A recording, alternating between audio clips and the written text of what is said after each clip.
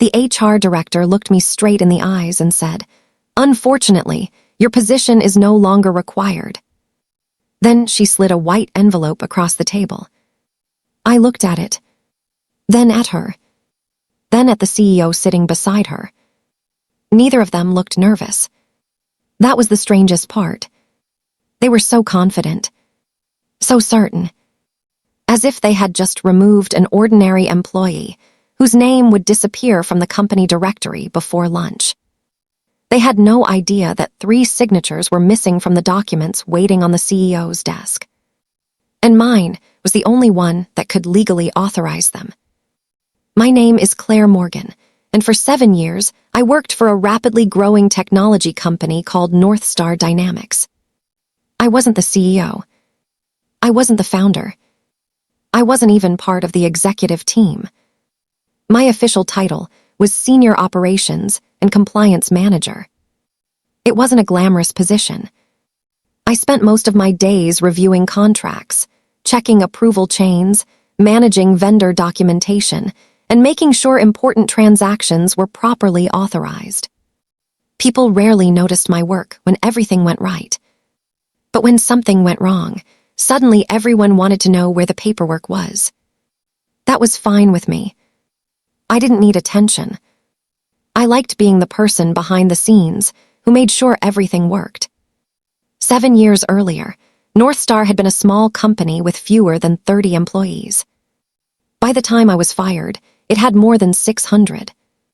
Its contracts were worth hundreds of millions of dollars. And somewhere along the way, I became the company's primary authorized signatory for several critical agreements. Not because I demanded the authority. Because the board had appointed me. There was a reason for that. Years earlier, the company had suffered a serious contract dispute because an executive had signed an agreement without completing the required approval process. The board responded by creating a formal authorization system. Certain transactions required specific signatories. Certain documents couldn't be approved by the CEO alone. And because I managed the company's compliance structure, I was one of the people formally designated to sign. I didn't think much about it until the day they fired me. The HR director, Melissa Grant, folded her hands on the table. "This is part of a restructuring initiative." I opened the envelope. "Redundancy." "Yes. Is my entire department being eliminated?" She hesitated. "Your role is being eliminated." I looked at the CEO. "Who is taking over my responsibilities?"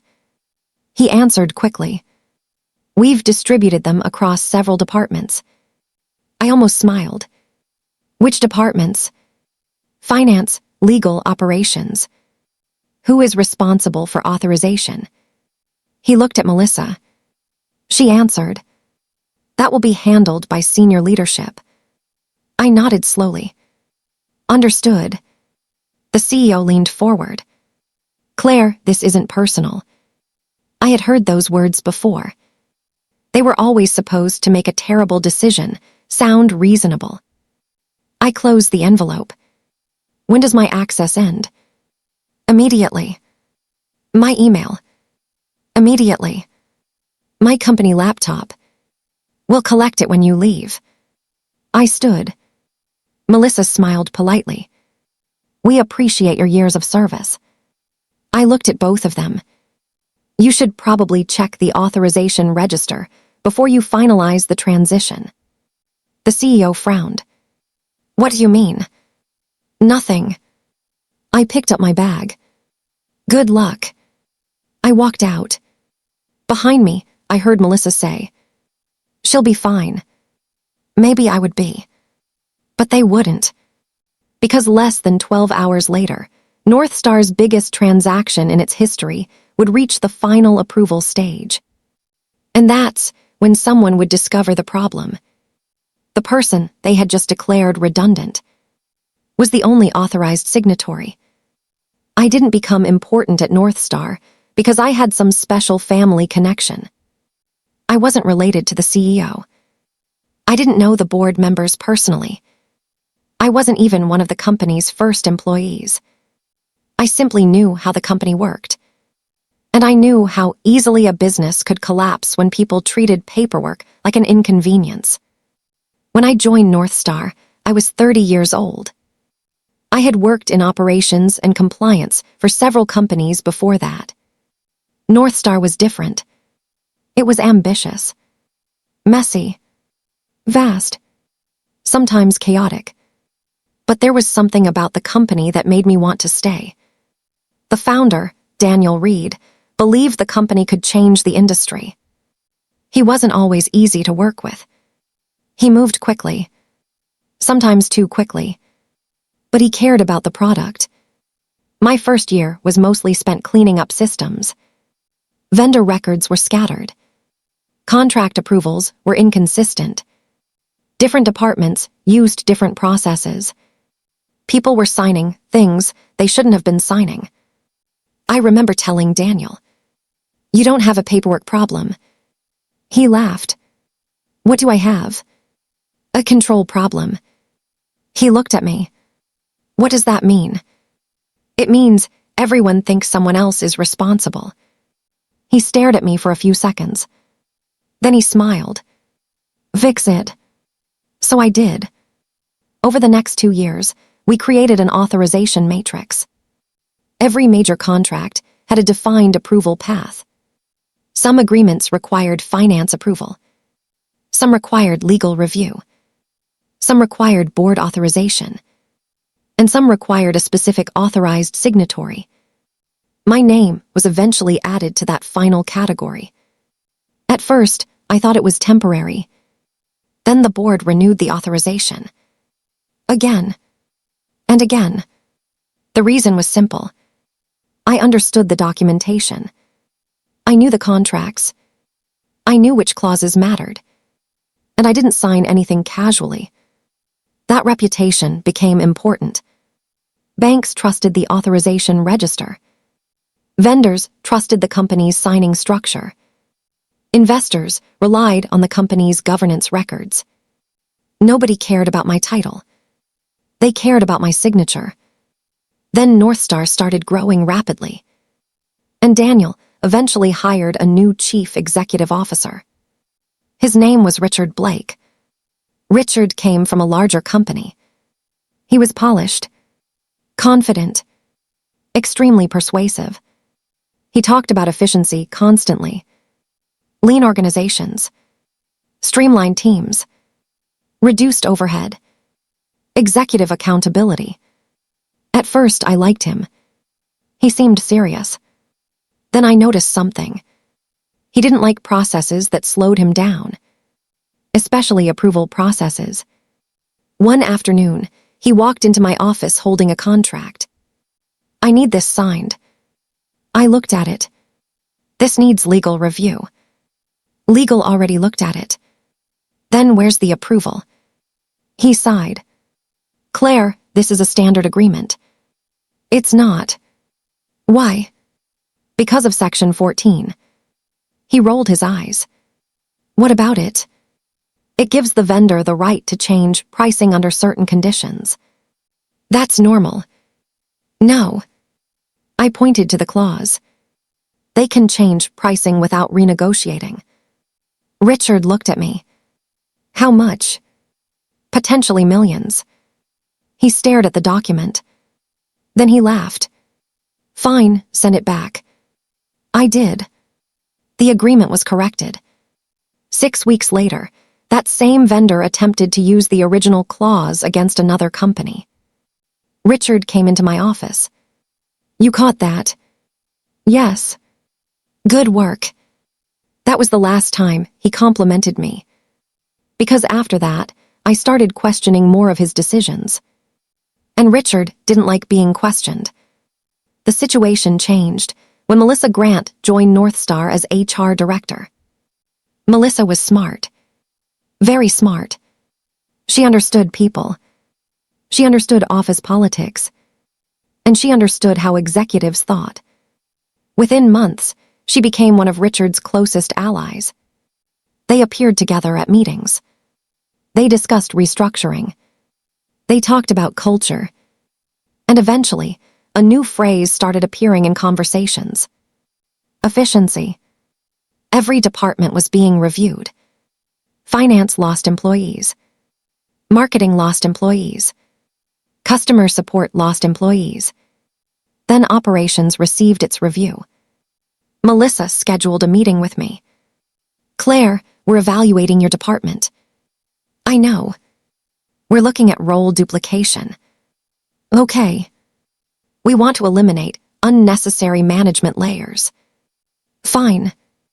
She smiled. This isn't about performance. I'm glad to hear that. Your performance has been excellent. I waited. But your position may not be necessary in its current form. Who would handle my responsibilities? We're still determining that. Especially contract authorization. She paused. That's being reviewed. I didn't think much of it at the time. But the next few months were different. People who had been with North Star for years began disappearing. One person would receive a restructuring notice. Another would be told their role had changed. Another would suddenly be placed on a performance plan. I started asking questions. Melissa didn't like that. One afternoon, she came into my office. You seem concerned. I am. About what? People are being removed without clear explanations. That's management. No. She raised an eyebrow. No. That's restructuring. She smiled. You're becoming very careful with words. I always have been. She sat down. Claire, you need to understand something. What? Companies evolve. I know. People who can't evolve become redundant. I looked at her. Are you warning me? No. She smiled. I'm giving you advice. I knew what that meant. My position was being targeted. But there was something Melissa didn't know. I had started keeping copies of my own professional records. Not confidential company information. Not anything I wasn't allowed to retain. Just evidence of my own responsibilities. My appointment letters. Authorization notices. Board resolutions concerning my role. Emails confirming my signing authority. I kept everything organized. I didn't know why. I just had a feeling I would need it. That feeling turned out to be right. 3 months before I was fired, North Star announced a major expansion. The company had entered negotiations to acquire a smaller technology firm called Vector Systems. The deal was worth approximately $180 million. Everyone was excited. Richard called it the most important transaction in North Star's history. The board approved the acquisition framework. The lawyers began drafting documents. Finance prepared the funding structure. And my department was responsible for reviewing the authorization requirements. I noticed something immediately.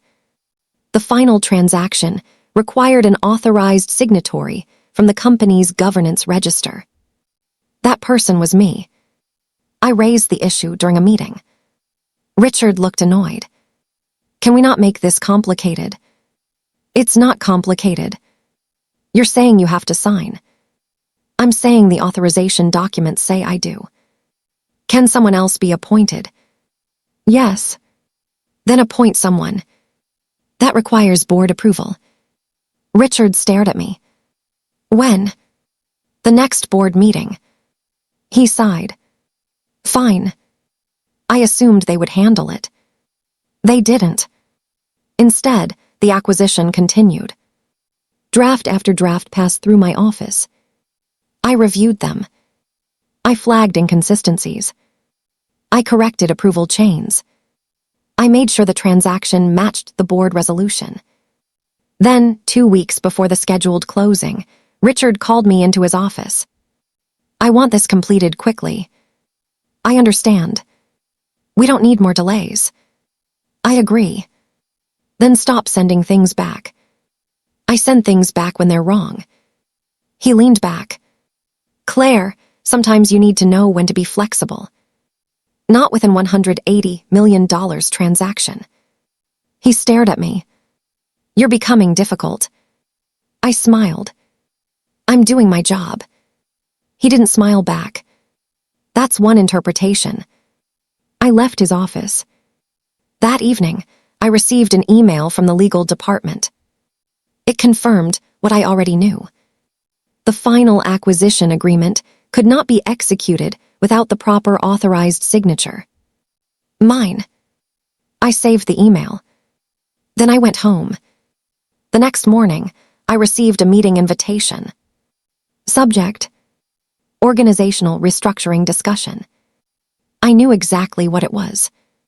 They were going to fire me. What I didn't know was that they planned to do it before the acquisition closed. That was their mistake. The termination meeting happened on a Tuesday. Melissa sat across from me. Richard sat beside her. A legal representative joined by video. Melissa began. Claire, thank you for meeting with us. I almost laughed. You know why I'm here? She nodded. As part of our organizational restructuring, your position has been identified as redundant. I looked at Richard. Does the acquisition team know? He frowned. Know what? That I'm being terminated. Melissa answered. Yes. And they have a replacement signatory. Silence. Richard shifted in his chair. Melissa looked at him. Then back at me. We're restructuring responsibilities. That's not what I asked. She smiled. Claire, this is an employment matter. No. I shook my head. It isn't. Richard leaned forward. Don't make this difficult. I looked directly at him. You're about to terminate the only person currently authorized to execute your largest transaction. He laughed. That's not your decision. No. I stood. It's the board's. Then I picked up the envelope. Good luck. I walked out. That was it. No argument. No pleading. No dramatic speech. I simply left. Outside the building, I sat in my car for several minutes. I was angry. Of course I was. 7 years. Gone. But beneath the anger was something else. Certainty. I knew they had made a mistake. The only question was how long it would take them to discover it. It took less than 1 day. At 8:15 the next morning, Richard called the legal department. The acquisition documents were ready. The seller's representatives were waiting. The financing team was ready. The board had approved the transaction. Richard wanted the documents executed.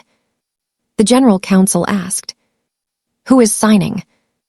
Richard answered, "I'll sign." There was a pause.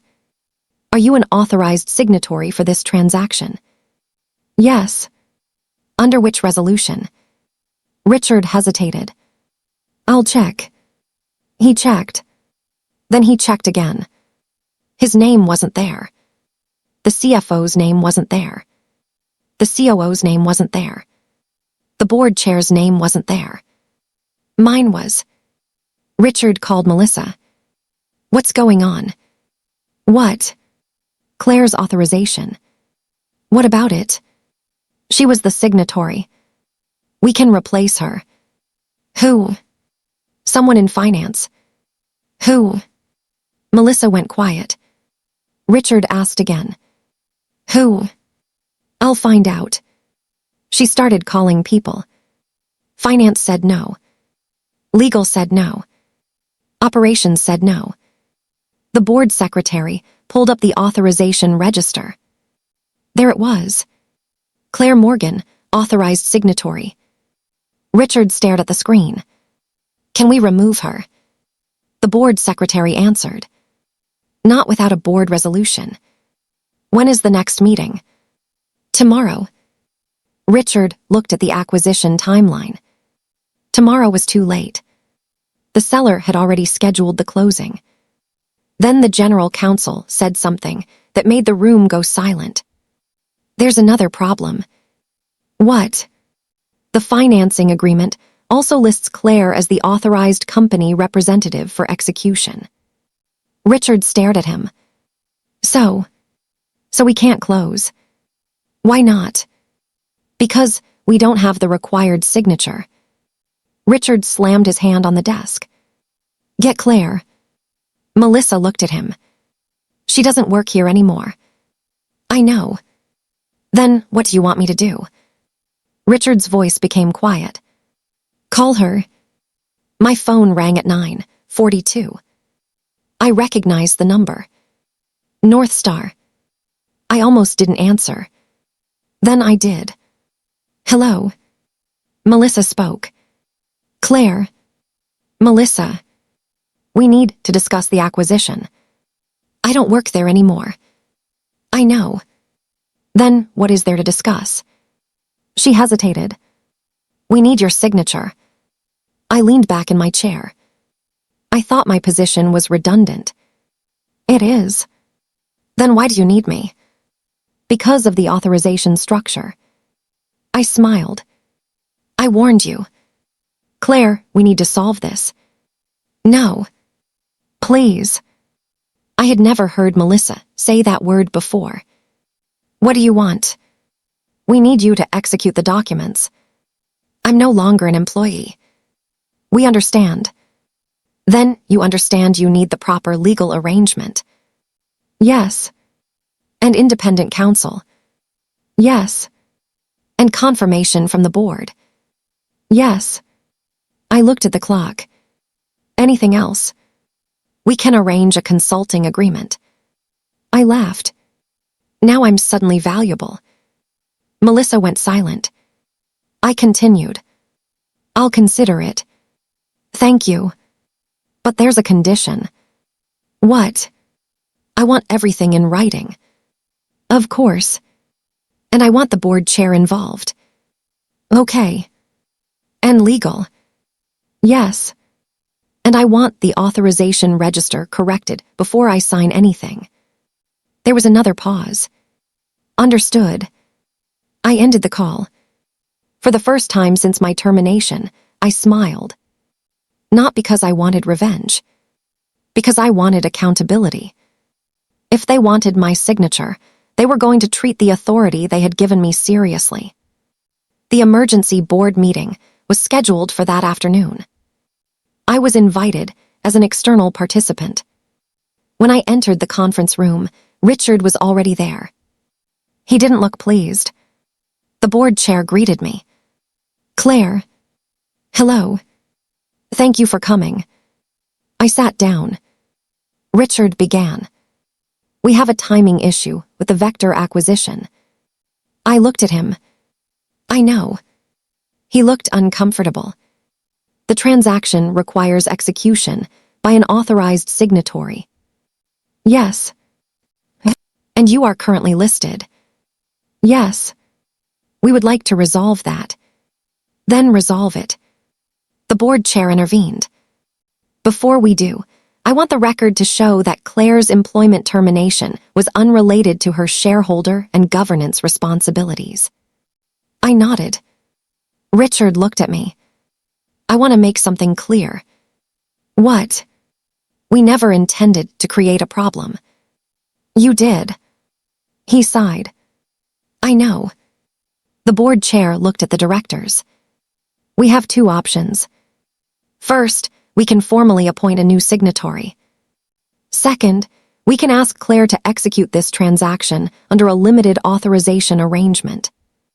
One director looked at me. Would you be willing? Yes. Richard looked relieved. But everyone waited. I want an independent review of the termination decision. Richard's face changed. This isn't appropriate. I looked at him. Why? Because this is a separate issue. No. I shook my head. It isn't. You terminated me while relying on a restructuring process that apparently failed to account for a critical governance responsibility. The board chair nodded. She has a point. Richard looked down. The director spoke. I agree. The board voted. A formal review was approved. Then they authorized me to execute the acquisition documents under a limited arrangement. The transaction closed 2 days later. Vector Systems became part of North Star. The company avoided a major disruption, and I received a consulting fee for the work. But the real story had only started. Because the investigation into my termination uncovered something nobody expected. The independent review examined the restructuring. They looked at staffing decisions, department budgets, termination records, internal emails, and eventually they looked at the timing. Why had my position been eliminated immediately before the acquisition? At first, the explanation was simple: cost reduction. But then, the investigators found emails between Melissa and Richard. One email was dated 3 weeks before my termination. Richard had written, "We need fewer people between executive leadership and execution." Melissa responded, "Claire is the biggest obstacle." Richard replied, "Then remove the obstacle." The investigators asked what that meant. Richard claimed he meant my department structure. But another email told a different story. Melissa had written, "Once Claire is gone, we can move approval authority closer to leadership." That was the real issue. They didn't simply think my position was redundant. They wanted to remove the controls around executive decision-making. The acquisition made that even more important. If I was gone, they believed they could centralize authority. But they hadn't realized the authorization structure was formal. And they hadn't realized the board had to approve changes. The investigators found other examples. Employees had been encouraged to bypass normal approval processes. Contracts had been rushed. Internal concerns had been ignored. The company had become dependent on informal decisions. That created serious risk. The board was furious. Richard was asked to explain. He couldn't. Eventually, the CEO resigned. Melissa was removed from her role. Several senior managers were replaced. The board issued a company-wide statement. The company had made mistakes. Governance had failed. And the restructuring process had not properly accounted for critical responsibilities. But there was one final surprise. The board offered me my old job back. I said no. The board chair asked, "Are you sure?" "Yes. You're leaving a lot behind." "I know. You could have a senior executive position." "I appreciate that. Why refuse?" I thought about the termination room. Melissa's smile. Richard's confidence. The envelope on the table. Then I answered, "Because I don't want to return to a place that already taught me I shouldn't depend on it." He nodded. "That makes sense. I'll continue helping as an external advisor if you need me." "We do." "Then I'll do that." I left North Star for the final time a few weeks later. This time, nobody escorted me out. Nobody collected my laptop. Nobody shut down my email. I walked through the lobby carrying my own things. I stopped at the entrance. 7 years earlier, I had walked into that building hopping to prove myself. Now I walked out knowing I already had. I didn't need the title. I didn't need the office. I didn't need Richard to admit he was wrong. And I certainly didn't need Melissa to apologize. But something unexpected happened. 3 months later, the board sent me a letter. It said, "Your work helped prevent a significant disruption to the company and exposed weaknesses that required immediate correction." They offered me a permanent advisory position. I accepted, not because I needed the job, because I believed the company could become better. And that was the difference. I wasn't going back to the old North Star. I was helping build a new one. One afternoon, a young employee named Sarah approached me. "Can I ask you something?" "Sure. Did you ever want revenge?" I smiled. "On whom?" "Richard." I thought for a moment. "Yes." She looked surprised. "Really?" "Of course. What stopped you?" "Time." She laughed. "What do you mean?" I realized I had better things to do. She sat down. "But you had the power." "I did." "You could have made his life difficult." "Yes." "Why didn't you?" "Because then he would still control my life." She looked confused. I explained. "If I spent every day trying to punish him, I'd still be reacting to him." "So what did you do?" I moved forward. Sarah nodded. "Was it hard?" "Very. But worth it." I smiled. "Absolutely." Then I told her something I had learned the hard way. Never confuse justice with revenge. What is the difference? Justice is about fixing what is wrong. And revenge, making someone suffer because they hurt you. She thought about it. "So what happened to Richard?" "He resigned." "Where is he now?" "I don't know." "And you don't care?" I smiled. "No." That was the truth. His life was no longer my responsibility. My future was. After the investigation, North Star completely rebuilt its governance system. The board created independent approval committees. Critical signatory roles were reviewed every year. No employee could be terminated without confirming whether their responsibilities were essential to a transaction.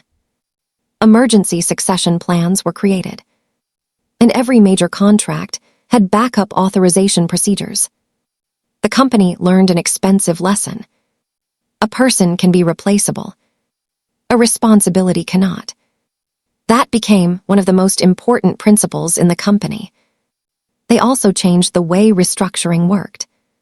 Before removing any role, managers had to answer. Who currently performs these responsibilities? Who will perform them afterward?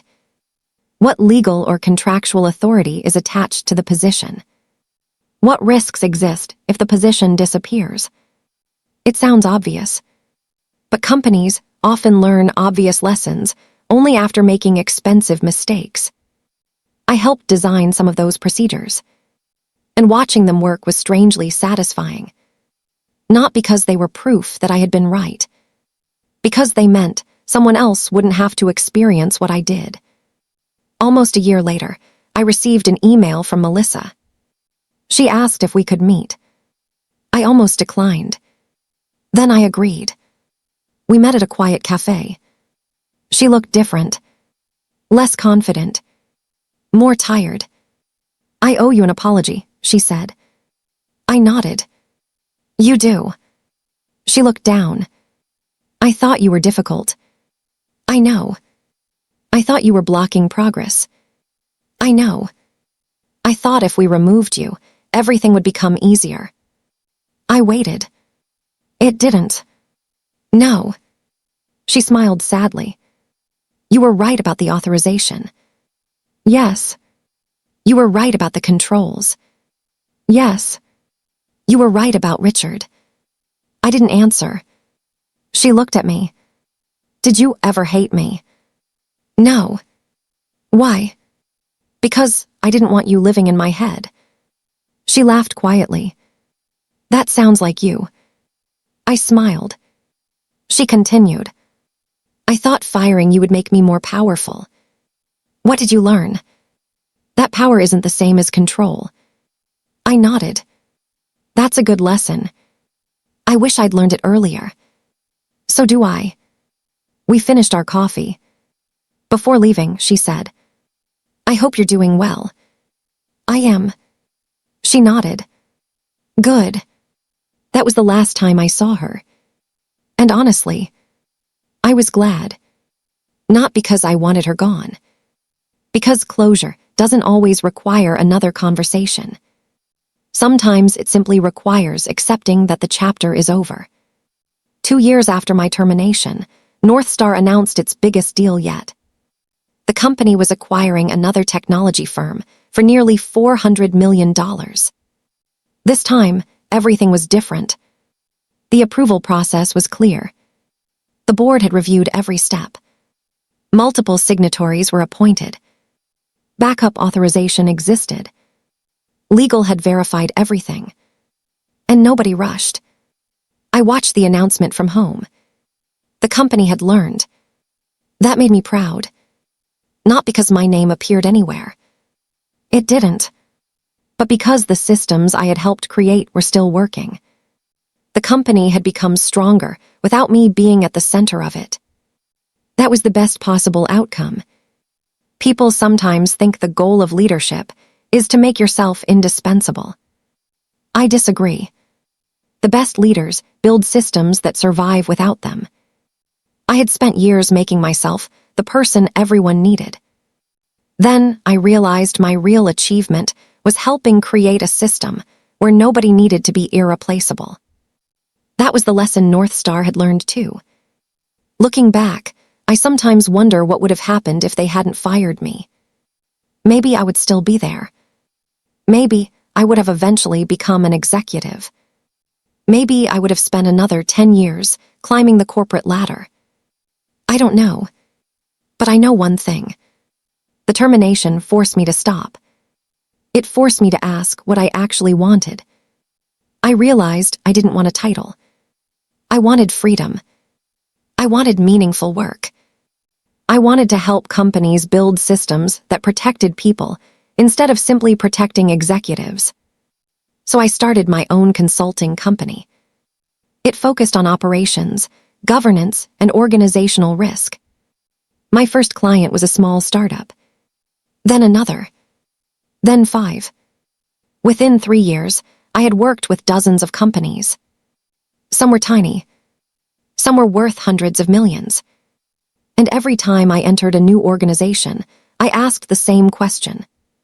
What happens if the person everyone depends on disappears tomorrow? Most companies didn't have an answer. I helped them build one. Because I knew exactly what could happen. The word redundant used to bother me. I hated hearing it. It made me feel disposable. As if 7 years of work could be reduced to one sentence. Your position is no longer required. But now I see the word differently. A position can be redundant. A person can be replaceable in a business. But that doesn't mean the person has no value. It means their value has to exist beyond one organization.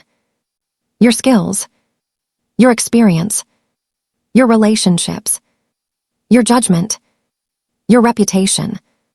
Those things travel with you. A company can delete your email account. It can't delete what you learned. A manager can remove your title. They can't remove your experience. A company can take back your laptop. It can't take back your knowledge. And someone can tell you that you're no longer needed. That doesn't mean you're no longer valuable.